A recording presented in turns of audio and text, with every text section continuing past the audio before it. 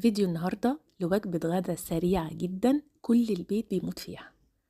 صدور الفراخ أنا بقطعها زي ما انتوا شايفين بالحجم ده، هتبلها بشوية توابل هكتبها لكم تحت الفيديو.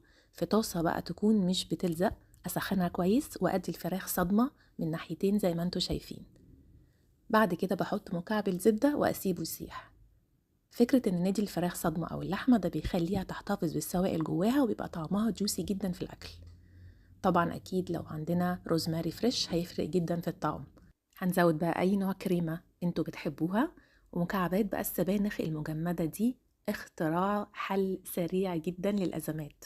ممكن طبعا نعملها في البيت بسبانخ احنا فريش جايبينها ونفرمها ونحطها في الفريزر تتجمد.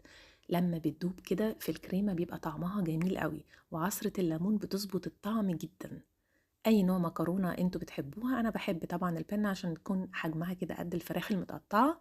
ونقلب